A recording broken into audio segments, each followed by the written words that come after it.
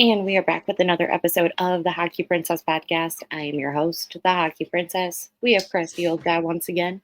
Just as a reminder, make sure to hit that like and subscribe on either Spotify, Apple Podcast, Amazon Music, YouTube, however you watch or listen to us ramble on a weekly basis.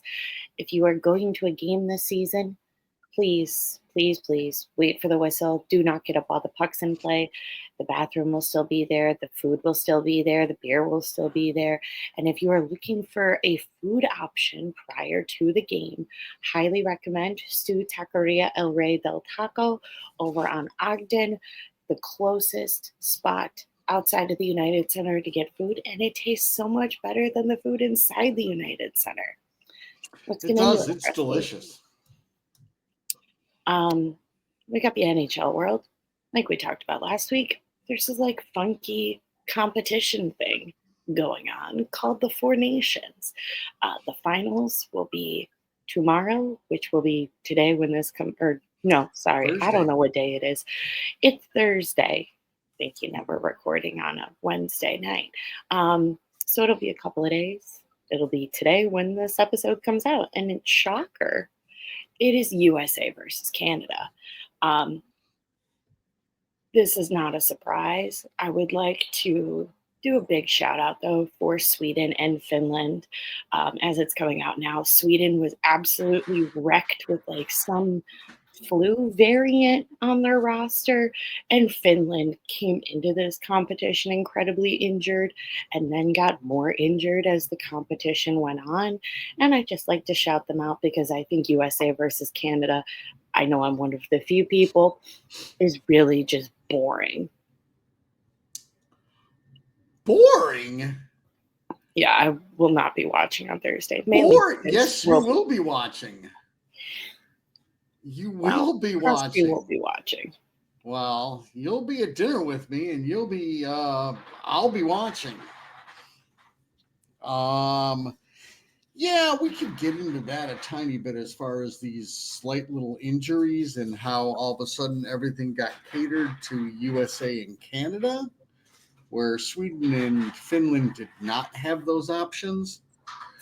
But I don't know. I would assume you could call this show the whole Krusty has no idea what he's talking about show. Because as we get into later, you're going to see how dumb I was on my predictions. But as we talked about the Four Nations, and I went, yeah, I might watch. It should be this. It should be that. Wow, Krusty's loved it so far. Guys, he's been tweeting about how much he loved it. It's been fantastic. As my woman yelled out in last week's episode that I would be watching, yes, I was watching. The USA-Canada game was everything you could want. From the fights at the beginning to the incredible pace in the first period to a little bit slower of a pace and then a great pace in the third. It was all that. It was fantastic. From the fans in Montreal to the electricity in the building. I was stunned that it reached the hype. So I did not watch it, but that's because Rockford was playing, and I had to watch Rockford because somebody's got to watch Rockford on this show. Yes, they do. Yeah, it's fine. I mean, we knew that if it was Canada US, I really wasn't going to care about the final, but that's just because I'm a Finland girl through and through, and there's no Blackhawks on USA or Canada, so I'm kind of just ready for the NHL to come back. But I know a lot of other people are excited. I know there's been a lot of different controversy with the current political climate and having USA Canada face off again. I think my only biggest complaint is everybody likes to say that we shouldn't bring politics into hockey. I guess the exception to the rule, though, is Billy Guerin. That I did not like reading. I mean, it didn't shock me by any means, but I guess he's the exception to the rule on that. That's also why I'm kind of just excited for this final to be done and back to the NHL.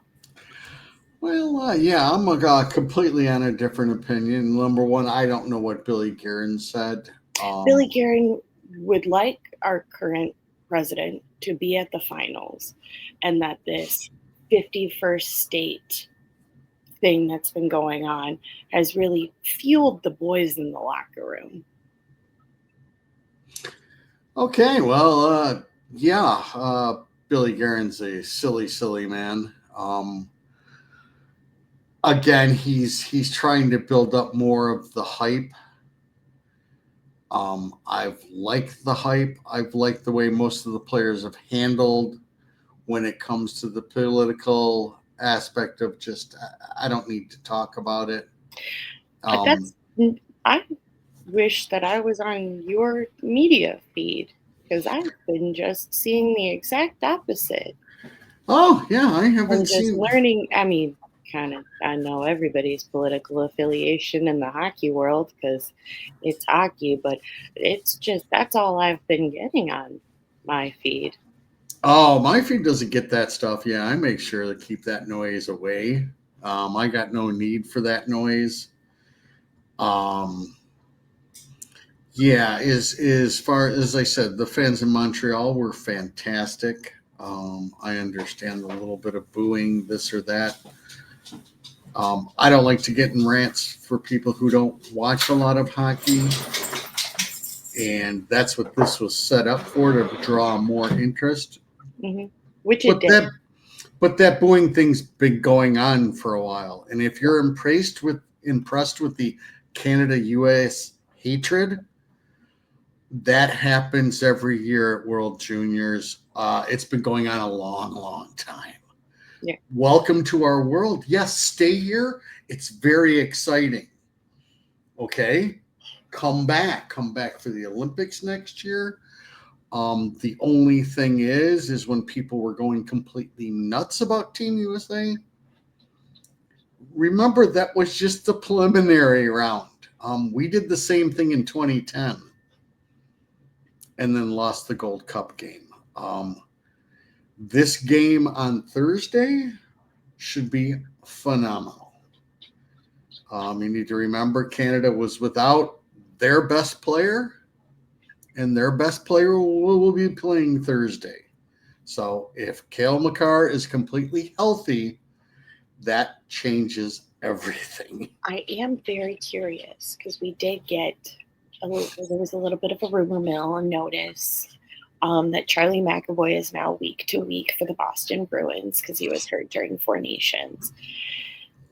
I don't know what defenseman now USA management is gonna like go hurt or tell to go slip on a patch of ice for Quinn Hughes to be in the lineup come Thursday.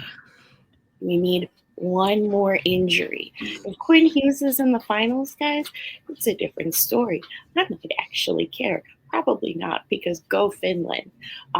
Which I also will like to say there was a Tomo Ruutu appearance in the Hockey Hall of Fame setup that they had in Boston for the Four Nations. They had some of Ruutu's World Junior pucks. One of our friends sent that to us, and I thoroughly enjoyed it. I think that may be my favorite part of the Four Nations, aside from just cheering for Finland. I don't know where I went on this rant. I was just really excited to talk about the Well, great let's but shelf the final talk. We're gonna put that over here. I put it in a box. No, we're not gonna do those things. But let's talk a little bit about the tourney. Yeah. You still had, even with Cale Makar, Sweden took Canada to overtime, and then it's decided in a stupid 3-on-3, which is just gimmicks. So Sweden held their own against Canada. Finland, for the first period and a half, held their own with the U.S. Like I said, to be fair, most of Finland is injured. One of their top players, thank you, Mark Stone. Still can't forgive you for that one. And you had to have UC Saros in net, which I didn't understand really. That's not a recipe for a good tourney. No, it's not. And Lenk got the net the next game. I believe that was against Sweden, right? Which they won in overtime. Which was another pretty gosh darn good game. Um, I did not get a report. I did not watch the Canada Finland game, so I do not know exactly what happened to Lenk. I know Lenk gave up a good amount of goals in that game, and Saros went 14 for 14, but that's after Canada was already putting on the coasters and everything. A good showing by both of them, no doubt about it. We can now bring in the little bit of turmoil and problems with this thing, like you're trying to bring up. Um, it's been noted that Quentin Hughes can go to Boston. Quentin Hughes can't dress unless somebody else in their group is injured. Canada has already done this, and they messed around Harley. the Harley kid, and I Oh, guess we can segue right into this. If anybody has watched the Four Nations, for all you people who kept on telling me that Seth Jones is going to Dallas because they're in disarray with Mikko Heiskanen being hurt, you saw Harley play for Team Canada, and they're going to have to pay him at some point in time. That's the other reason. They've got other talented defensemen, okay? true. They're not ruining things in 3 years with this kid to get Seth Jones now. So again, your silliness is that's one heck. He looked really good. But so he's able to come in for this. What about Finland? What about Sweden? You stated you wouldn't have like a taxi roster. Right. So they don't have any of their other people here.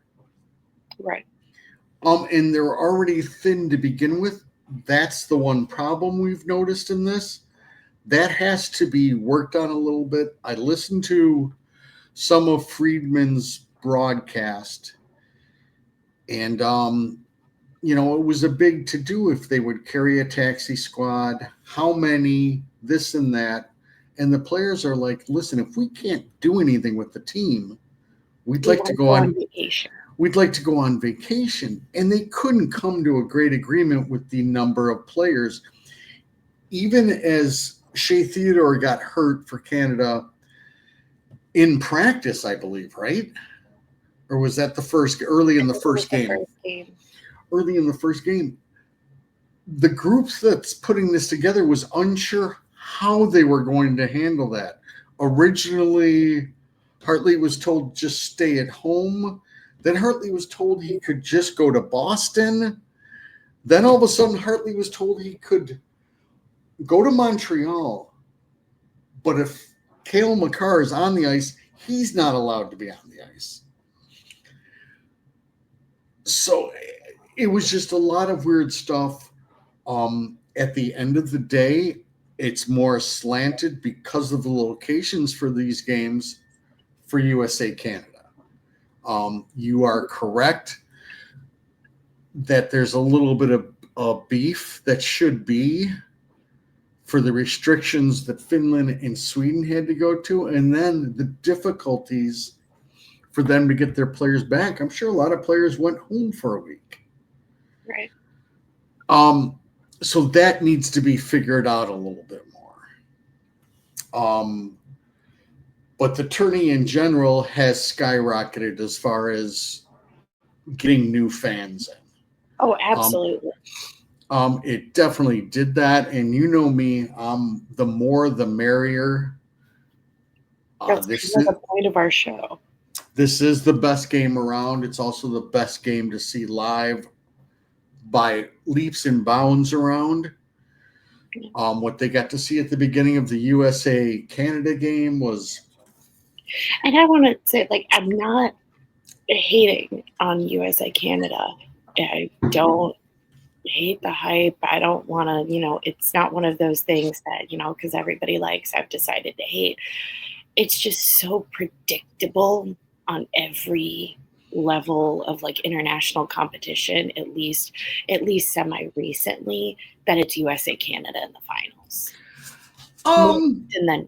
I know there are exceptions, but there is it has happened more than, a Sweden, Finland, a Finland, Canada. Like it's a little bit predictable.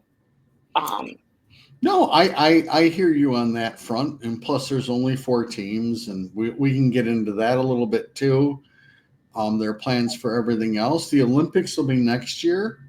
And again, Finland will be able to have Finnish players who don't play in the NHL play. Now, I've lost track with the inconsistency of things. Are NHL players cleared for the Olympics? Oh, yes. Okay. Oh, yes. I would assume it'll be the same kind of mandate. If you're healthy and you're picked, you're going. I think it was proven at this one that they all want to play. Right. Um, We're going to take our routine pause break for the cat. And oh my God, we're having an annual cat break? What are we talking about? Do you want me to talk about the? Oh, geez, I've just been stuck solo. Maybe this is her way of finding out if I can handle my own show. As all you people know out there, I cannot. So let's get into Canada, USA. Couple different rumors were out there. A little bit that they had talked about fighting, not talked about fighting. Backstory to this is Brady and Matthews, Kachuk's father, fought in the '96 World Cup.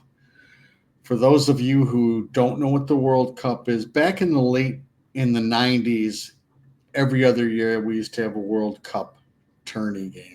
And '96 was the year that the U.S. finally broke through and dethroned Canada. If you remember our favorite podcast guest on that yes, team. he was not. As he went over with us, there was a slight strike.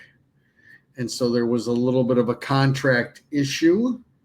So he did not go to that.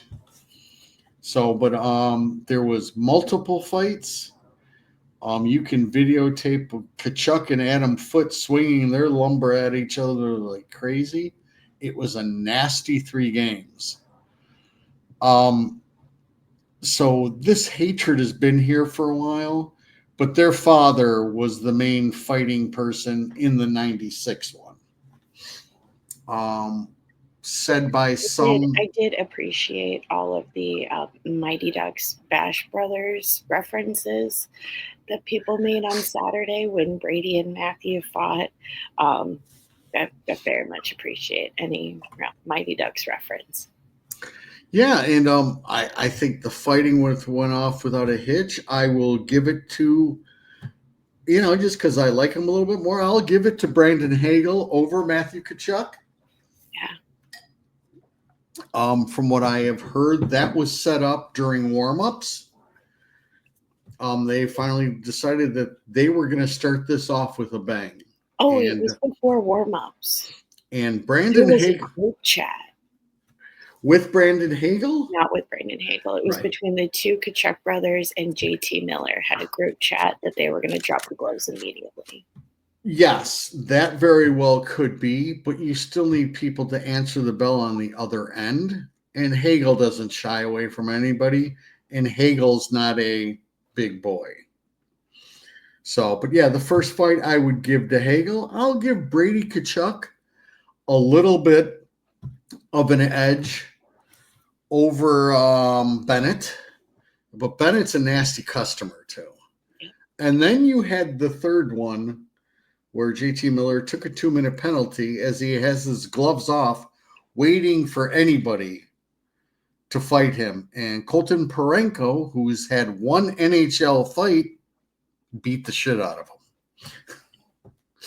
Miller got in a couple good punches, but that was definitely Parenko got the win. Yeah. What an unbelievable way to start things. Plus, I like the fighting. Plus, you can't see the fighting in the Olympics because if that were to happen in the Olympics, all 6 of those players are kicked out. Yeah. And that's not going to happen. Ooh. So, and then the game took off. That first period was complete craziness.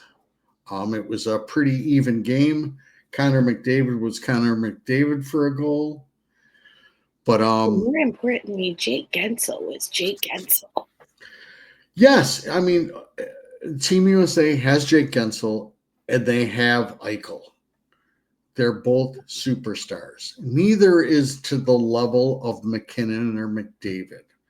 But playing a good 4-man unit defensively and being aware of things helps you shut them down. Yeah. I mean, because their speed is just crazy, as you saw with McDavid. US is just, they're a heavier team. So they played a little bit more heavy on the body. Bennington let in an easy one As for he the does. first. And that kind of was that.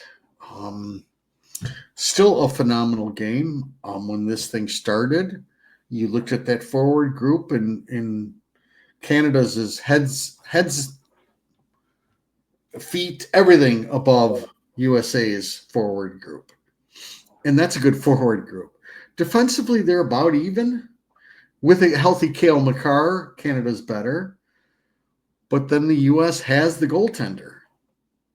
And yes, by a good amount. As we're going to learn in the episode of Krusty Doesn't Know Anything, Connor Hellebuck is the man. Yes. He can carry every team on his back. I am going to disagree with you a little bit. I mean, no diss to Cale Makar. I understand Cale Makar is Cale Makar. I'm not silly. But I do feel like the U.S. is just on a skill set more evenly distributed between forward, defensemen, and goaltending, where I think, yes, Canada has more like offensive talent, but I do think that their defense and as a whole, not just like individual talent that they have on the roster, is a little bit less than US. I just think that the US defensemen are a little bit more well-rounded. And they have Connor Hellebuck. Yeah, I'll go with the Connor Hellebuck. And with that, and staying with the theme that crusty old guy's an idiot, Brock Faber has looked really good. As much as I was wondering why he's looked really good. So yeah, defensively they're both teams are very talented. Oh yeah. And the thing about the US and Canada is then they have extra depth. So the game Thursday night should be a humdinger. I am sure Boston will be going crazy. I will have to say, kind of rude when the USA Sweden matched up. Kind of rude that we didn't get a Swayman versus Allmark, but that's just that I wanted that. I hear ya. So for Thursday, since this will drop before the game, McAvoy is out. As Hockey Princess has stated, they need one more injury or one more somebody not able to go for Quentin Hughes to then go. I don't know. They might waffle even on that. Who knows? This is a selling point. I'm looking at you, Jake Sanderson. Take one for the team, Sanderson, and let Quinny play. Yeah, and Sanderson's a great player, so I don't know how you actually work all of that. Either way, that game should be incredible.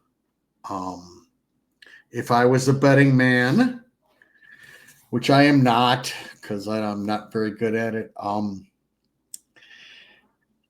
it's just really hard to count out Makar and Sydney. It just they just got away when things really really matter. And for the newbies watching this, and that will be a ruckus barn. It will not intimidate any single player on Team Canada. They've been dealing with this forever. Um, there is no home ice advantage. There's no extra juice. There's enough juice on each side. Both teams are going to really want this, and it seemed like they wanted the first one. That's nothing. Um, Again, now that I've thought about it, I still don't know because you're still putting all your chips on Binnington. Binnington. Jordan Hellebuck. Binnington. Connor Hellebuck. That's the best Canada has to offer is Jordan Binnington. Well, Hockey Princess says no way. Technically, it isn't the best that Canada has to offer, but the coaching staff from Team Canada has beef with the best that Canada has to offer in your Logan Thompson, because the coaching staff had beef with him during his time in Vegas. Jordan Binnington is not the best Canadian goaltender. Aiden Hill is not the best Canadian goaltender. Sam Montembeault is not the best Canadian goaltender. It is the man who has been playing lights out for the Washington Capitals this season. And it is one of the main reasons why the Washington Capitals are in the position that they are. The coaching staff just said, I'm going to let petty drama get in the way because I'm a grown man and this is what I do. Yeah, and that's not good. Oh, she's not done. She's not done. Because we have another one that wasn't allowed to go on a technicality in your Joey Decord for the Seattle Kraken. Technically from Canada, but just doesn't have a Canadian passport. So he was ineligible because that was one of the requirements that they had for players. But he is also, I'm going to put him above Binnington. Yes, and if anybody wants to really dig, there are so many of these people playing in this game Thursday that have dual citizenship anyways that it's not even funny. Matthew Tkachuk has dual citizenship. Just about all of them do. Either way, it's going to be a phenomenal. It's everything that they wanted. So yeah, big success. Silly on me not thinking this was going to go down this way. What can I say? Krusty, he's a big man. He'll admit when he's wrong, and he was definitely wrong about this tourney. Right. So we've spent an awful long time on this. Yeah, we have. I'm trying to stretch it all the way out so we don't go over our Western Conference predictions, and that way Krusty doesn't look even stupider. No, we still will. Don't worry. Prospects in Rockford are pretty short. Prospect report this week, we have one goal for Oliver Moore out of University of Minnesota. Also, for anybody who has been to Minnesota or lives in Minnesota and has any recommendations for things to do, because I will be there this weekend watching Oliver Moore and Sam Renzel play in person. We've got 2 assists for Aiden Thompson out of University of Denver, 1 goal and 1 assist for Dominic James out of University of Minnesota Duluth, 1 goal for the Mustard out of Providence College, 1 goal for Tage Harding out of Providence College, 1 goal for Ryan Green out of Boston University, 2 goals and 1 assist for Jack Pridham out of the Kitchener Rangers. Nothing from Misiak or Ty Henry out of the Erie Otters. However, I just want to say that our thoughts and best wishes to the captain of the Erie Otters, Carey Terrence, had a very, very nasty collision during Friday night's game. They reported that he was fully able to move all extremities when they were in the hospital. And they haven't kind of said what it is, but it was pretty serious, and it looks like it is something that will be a longer recovery. So our best wishes with Carrie Terrence from the Erie Otters. 3 assists for Alex Ferrand out of the Sudbury Wolves. For Brantford, because it's a big week for the Brantford boys. 3 goals and 3 assists for Merrick Vanneker. 5 goals and 4 assists for the Lardass. He just doesn't stop, man. I believe it was Friday. Lardass and Vanneker had matching hat tricks. Yes. And everybody is now on board with the Lardass. There's not a person around who's not on board with them. Remember, we were Lardass Nation first. Nobody's more Lardass than right here. Okay. Uh-huh. All right. Rockford, this is going to shock Krusty. We have 3 wins this weekend for the Rockford Ice Hogs. Shut the front door. Yes. 3 wins. First 2 wins over. Or also, just as a reminder, Colton Dock and Drew Camasso are both banged up currently, so they're on injured reserve. Ben Gaudreau is called up from the Indy Fuel, so it's going to be Gaudreau with Weeks. Based on this weekend, Weeks is getting the majority of the starts. 2 wins over the weekend. Both kind of had the same sort of momentum. We talked about it a lot last week, where it's been pretty inconsistent. It's been inconsistent in the game, but Friday and Saturday, it was consistent in terms of they had a really good start, and then they slowed down a bit, and then they had a good start, and then they got better, and then they skidded and let the other team catch up, and then they were able to shut it down in the third. Double A, once again, on a tear. The Vets are playing fine this week. Somebody must have heard me chirping at them last week. Already had some great offensive moments. I know Krusty's going to say, I'm not worried about his offensive game. That's the reason that they drafted him. But, it's good things that Boy, that was an excellent Krusty. But, it's good things that the kids are doing, and it's a lot more fun to report on the good than just harp on the bad all the time, because there's too many podcasts that already do that on a daily basis. Had the ability to shut it down, convert both games Friday and Saturday to wins. Monday played Iowa Wild. Also, Savvy's on the top line once again. This is incredible. And we had a Savvy goal. We had a penalty shot. Weeks was in net. Also, somebody tried to beat up Artie during the Monday game, which that I found was funny because he kind of just immediately dropped down, and I believe it's Sanford or Baddock took care of him. But again, hot start, slowed down a little bit, then was able to kind of turn it on during the third. I don't like the, taking the foot off the gas pedal. However, I will take this as an improvement to just not showing up during games, which is what I've seen for the past couple of weeks. A win is a win. I'll leave it at that. I'm not going to be too negative with the fact that we got 3 wins in 3 games. There's always room for growth, but baby steps, they're at least turning it on now for parts of the game. Okay. So. Well, 3 wins sounds awfully good, doesn't it? Yeah. Sounds like maybe playoffs. Maybe. Well, I'm sure they will make the playoffs somehow. It's just I need more than that little round, but we'll see. And 3 wins is a darn good way to start, though.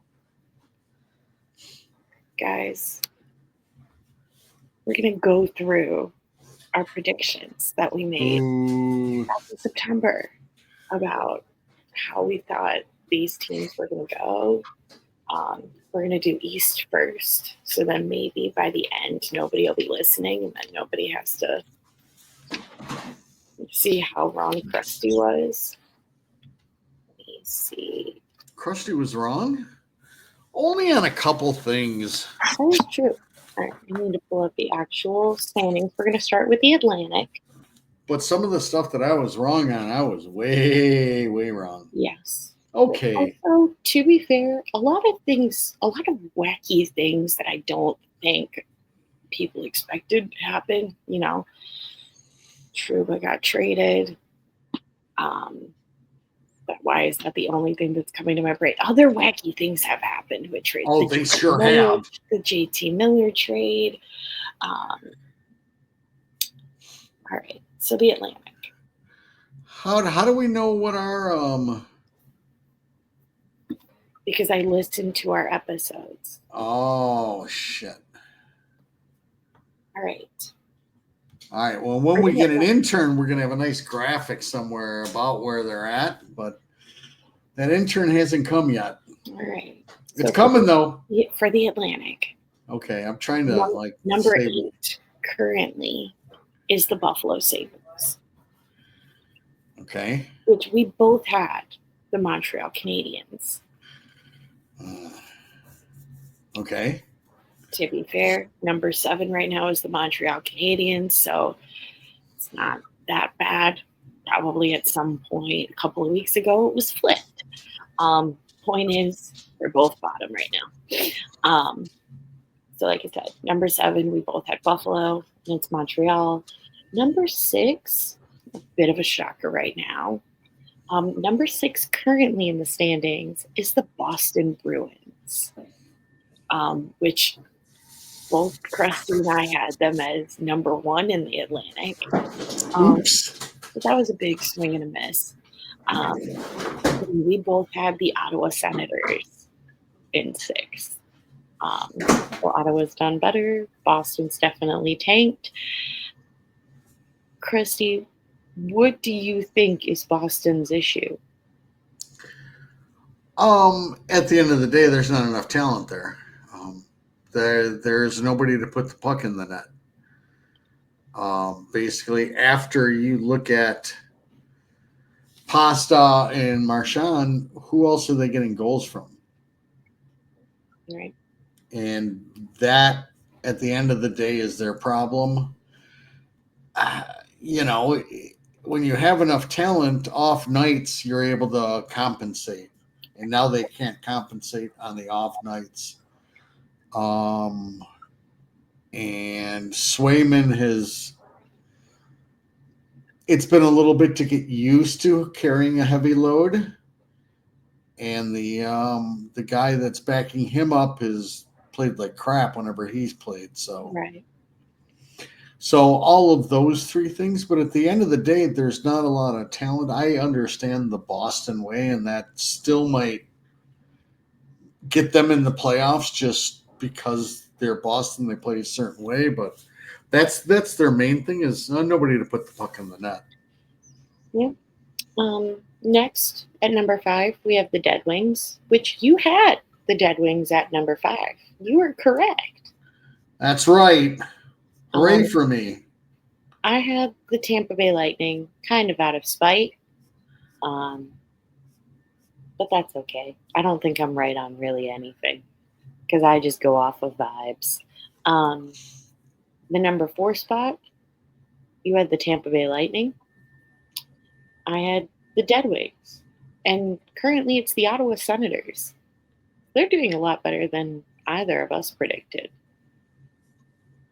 But I believe we also kind of mentioned that Ottawa had a significantly higher ceiling than some of the other teams in the Atlantic. A lot to do with if Allmark was performing, then they were going to jump higher than expected. Yeah, and unfortunately for Ottawa, this break came about because if there was one team that didn't want this break coming, it was them because they were starting to really gel and play real well together. So, let's see. Number 3, we both had Toronto, and it's the Tampa Bay Lightning. Number 2, we both had Florida, and it's the Toronto Maple Leafs. And then number 1 currently it is the Florida Panthers, and I do definitely remember being very conflicted on putting Boston or Florida. I thought either one of them could be in first. I think really your top three of, or at least when we did this in September, I really thought Florida, Toronto, and Boston, it they're all going to be pretty tight with each other up at the top of the Atlantic. Yeah, and even right now, I mean, Florida's got 2 games in hand. Right. So if you were to add those to Toronto, give them Toronto and Tampa Bay, let's say 3 points in those 2 games, then you've got Toronto tied with them, Tampa 2 points behind them. So this is all really pretty tight. And the beautiful thing is, at least for that one, we basically got that one mostly right. Yeah. Jumping to the Metro, where we Mm, were very mm, wrong. yeah. Number 8, we both have the Columbus Blue Jackets. And number 8 is the Philadelphia Flyers right now. I think that makes sense because everything that I hear like in news, if the Philadelphia Flyers are mentioned, are kind of just that it's a dumpster fire right now, which isn't entirely surprising to me. Just looking at the GM for that team, and doesn't really seem like he knows what he's doing all that much. Yeah, they definitely have taken a step back. And, now you're on year 3 of Torts, and I don't know how much longer his message gets through or is even heard. So Yeah. things won't get any better, but they'll be looking for a good draft pick. Yep. As long as they don't take my guy Porter Martoni. Number 7, I was right. In the Pittsburgh Penguins, I think it's chaos. Um, I don't know about you if you're in the club of wanting Mike Sullivan to be the new Chicago Blackhawk head coach. I wouldn't be surprised if he's out at the end of this year. Not that I think he's done anything wrong, as our Caps friend has enlightened me on the history of Mike Sullivan and how well he's been doing as a coach. But I do think that that's kind of like their next step in telling everyone it's fine. It really wasn't a player problem, it was a coach problem. And I just think the whole thing is a mess. Yes, as far as do I take Mike Sullivan? Yes. Yes, yes. Yes, yes. Oh, Um, I didn't know this. He was already a part of the Blackhawk coaching staff. He's already been here. Um, so I wonder, I feel like it could go to one of two ways depending on his time here. Um, but I could also see it if he was, pretty buddy buddy with a former GM, um, and maybe doesn't want to come back. I can't imagine anybody who doesn't want that job. I mean, granted, they're probably still 2 more years away, maybe, from playing games that matter in January.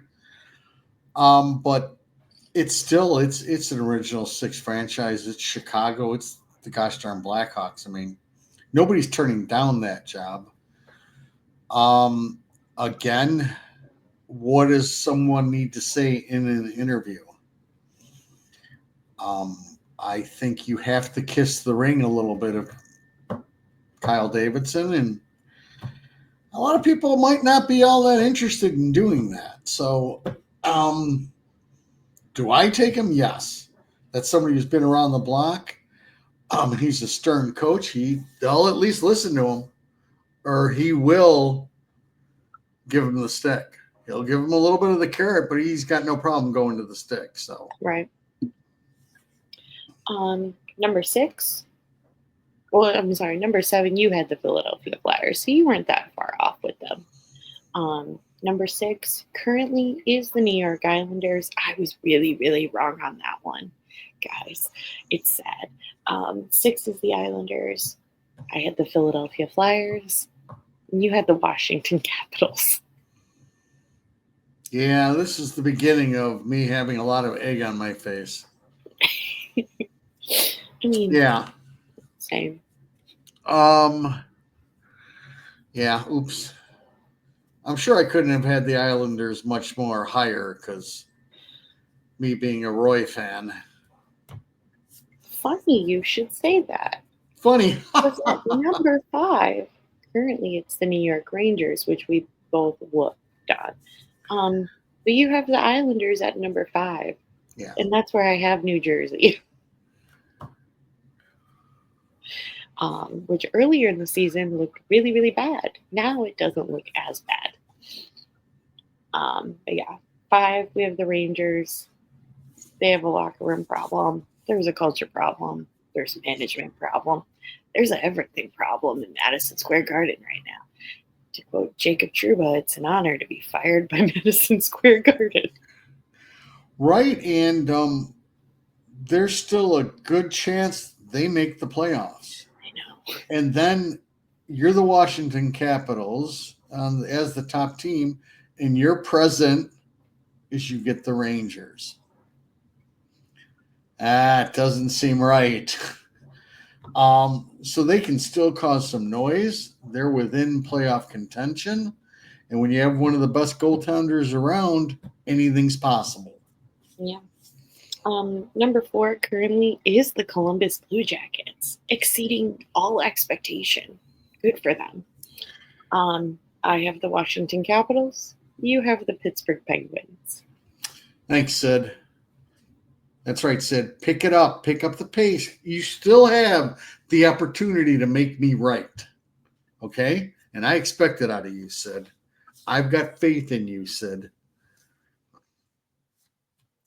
Yeah, Columbus has done a great job, and I believe number one, just everything that happened in the beginning of the season. But Mahorn or whatever has been hurt. I think Vitelli's been hurt a little bit, and they seem to just compete. Yeah. And pick up points all the time. So they're definitely doing something right. And good for them. Yeah. Number 3, I have the New York Islanders. Number 3, you have the New Jersey Devils, and it is in fact the New Jersey Devils. That's right. I think they're also a team that was very grateful for the break because what I listened to with our friend over at Devil State of Mind is that they were a little bit of a hot mess prior to the break. I proposed a Ryan Donato for a couple of draft picks.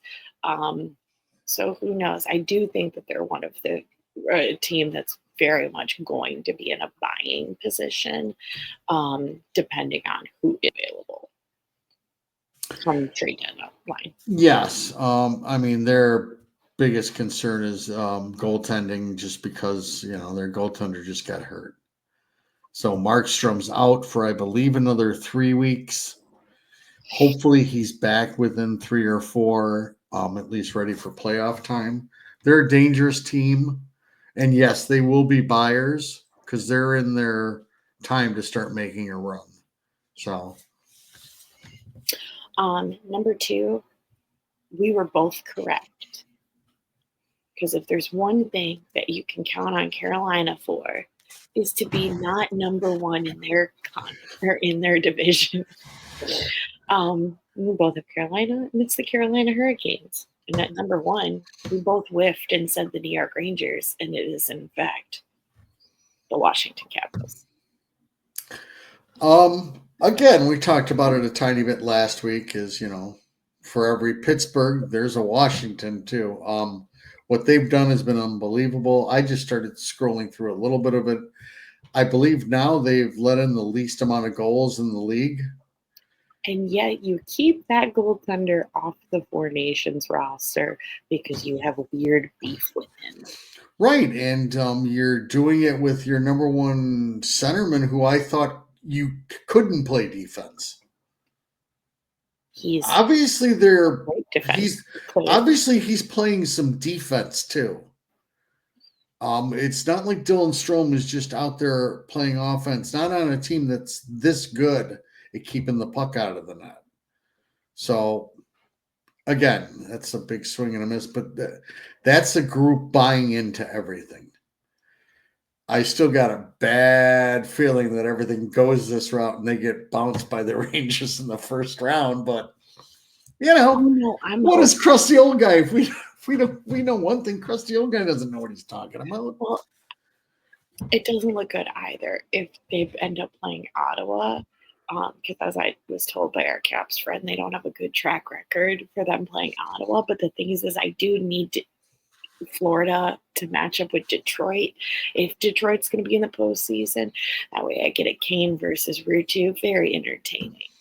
This is what you have to look forward to when your team's bottom of the barrel. True story. Next, we've got Pacific Division. Oh, Which so you're gonna end on my complete wetting of the bed? That's rude. Go on. what am I supposed to end on? I don't know, something besides that. Don't worry, because that's how I end the West too. Or would you like me to do the Central first? Well, I would, but no. Let me take my complete lumps, and you can end the show with me taking my lumps. Okay. Go ahead. Currently, the bottom of the barrel for the Pacific is the San Jose Sharks. And we both guessed correctly that it is the San Jose Sharks. Um, I don't think we need to elaborate on it. They're in a rebuild like us. They have pieces. They have BFFs in Will Smith and Macklin Celebrini. But as we preached so much during the beginning of the season, just because certain teams are getting better doesn't mean everyone else stops. Correct. 7 currently is the Seattle Kraken. Big swing and a miss on my end. So you're not the only one coming out of this with big L's. We both guessed the Anaheim Ducks, not that far off because the Anaheim Ducks are number 6 right now, and probably would be number 7 if Seattle Kraken didn't completely whiff this season. 6, like I said, is the Anaheim Ducks. We both have the Calgary Flames. I don't think either one of us, I think they had a really good hot start, as we kind of say during our monthly previews when we play them. But I think there's still pieces that they're lacking. And also, I think the top 3 in the Pacific is such a gridlock. To even be 5 is good in the Pacific. Yes. Number 5 actually is the Calgary Flames. Krusty, you have the Seattle Kraken, and I have the Los Angeles Kings.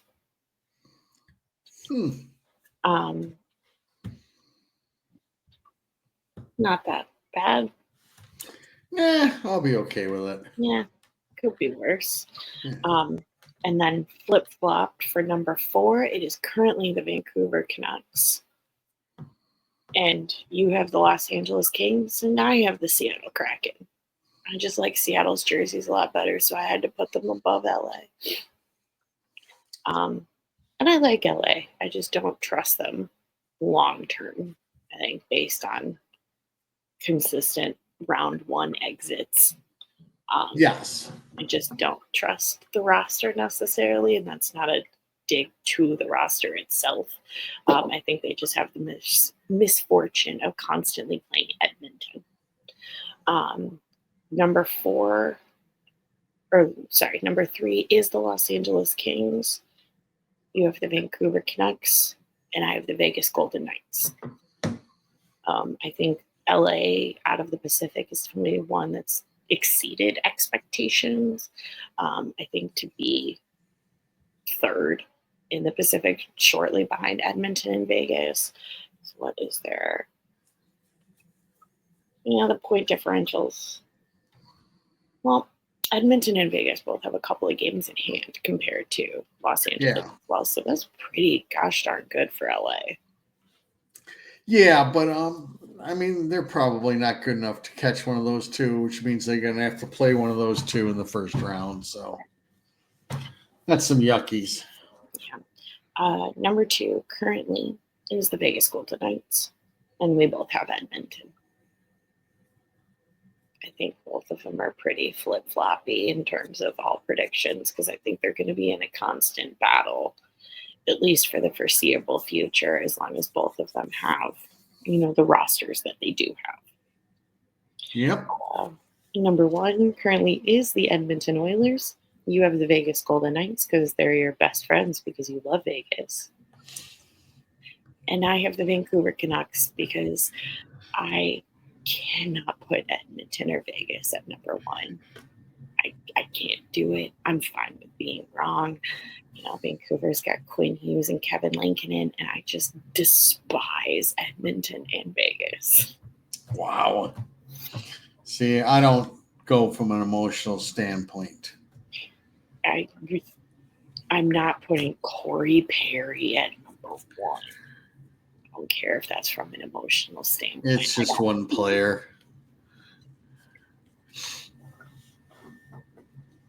All right, let's get to the other one.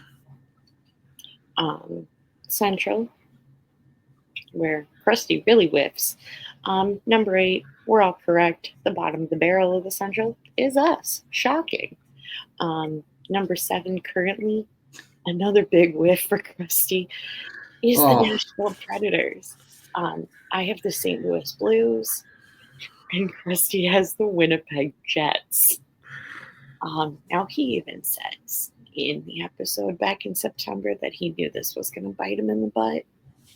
Yeah, I had a feeling. I don't think I researched this enough, but doing that kind of show, you've got to swing for the fences once, and I just whiffed on it. There's no way around it.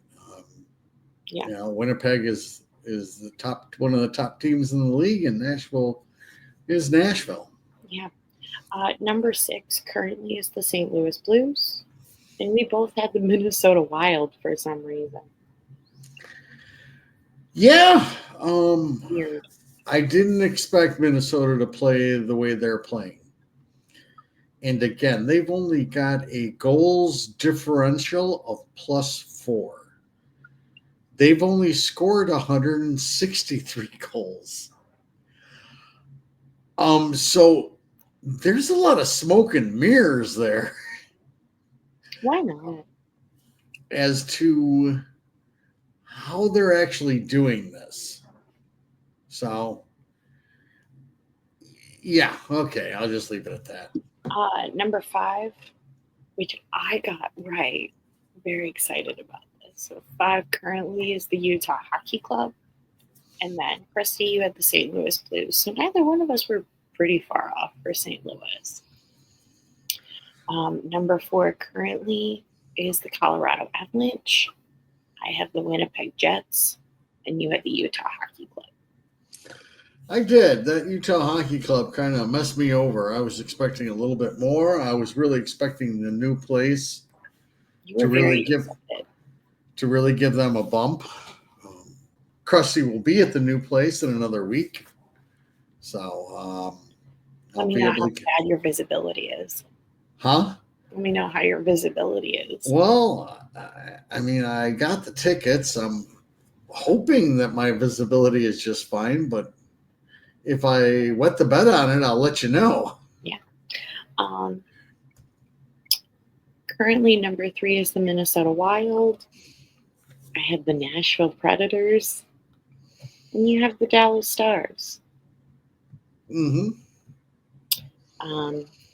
Safe to say we both expected a lot more out of Nashville. But I'm also not hating the results right now. Yeah, I think you might have just gone into some of my craziness. I blame myself for letting you think they were good also. Sorry. Number 2 currently is the Dallas Stars. I had Colorado, and you had Nashville. Yeah, that's bad. We can move on. Yeah, big swing and a miss. And 1 currently is the Winnipeg Jets. I have the Dallas Stars, and you have the Colorado Avalanche. Yeah, so this one was a big, crusty shit sandwich. There's no other way to put it. I don't know why I thought Winnipeg would be tanking. They have the best goaltender in the game, and Yes. Nashville, I didn't see what was coming. I thought at least this year they would really put things together. And I Saros, believe there was a miracle quote that I did, and then I got told that that was incorrect because this wasn't an all-star team, but they both still failed. yeah, well, it failed completely. You know, I don't see UC Saros ever doing a no goals commercial ever again in my life because lots of goals, lots of goals, and now they're sitting watching Kevin Langton and giving up no goals. Um, yeah, and things don't get better for them just because those are all old players that you brought in. I'm shocked that Burnett's still there. Obviously, they're gonna tank even worse. They're gonna get rid of whoever they can. So, but again, nobody's taking those older players. Yeah. They've all James got term. Higgins, you are a Nashville Predator. Yeah, it's possible. Yeah, because they're way down there. Yep. I mean, they're gonna give. They'll be in the bottom three. There's really no way around that. Maybe Buffalo gets rid of a whole bunch of people and makes a run at the bottom too. But yeah, I mean, they're getting a top pick, but I don't see how that helps that. Because if they're not doing it at this age, a year more for Stamkos and Marchessault, sheesh. But who knows? It's not like I'm right.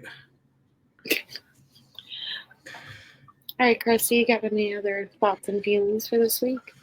I don't think I have any thoughts and feelings. I'll go back to the Four Nations again. I'll end with that. It is going to be really hard come Saturday to watch Blackhawk hockey again after watching this. You'll see again Thursday. That's a battle wherever the puck is at. There's a one-on-one kick-ass battle going on. I see that maybe 10 times a game with the Hawks. So that's going to be a little rough. I'm looking forward to going on the road with the team too. So that's about all I got. And I'm looking forward to go watching some prospects this weekend. There Very you go. excited. See hockey in Minnesota. Should be very entertaining. Going to my first PWHL game this weekend. Sarah Nurse is on injured reserve for the Toronto Scepters, so I am devastated that I don't get to watch her, but I still get to watch Kendall, and that'll be a good time. And remember, take your picture with Herb. With what? With Herb. Obviously. Okay. Who do you think I am? I'm just trying, in case you forget, in case this or that. You got to get your picture taken with Herb. Of course. And on that note, just as a reminder, make sure to hit that like and subscribe on either Spotify, Apple Podcasts, YouTube, however you watch or listen to us ramble on a weekly basis. If you are going to a game this season, please wait for the whistle. Do not get all the pucks in play. If you're looking for food prior to the game, highly recommend Su Taqueria El Rey Del Taco over on Ogden. The food's delightful. Everyone that works there is delightful. It's really cold out right now. It's not that far of a walk from there to the United Center. Highly recommended. That is all, and we will talk at you guys next week.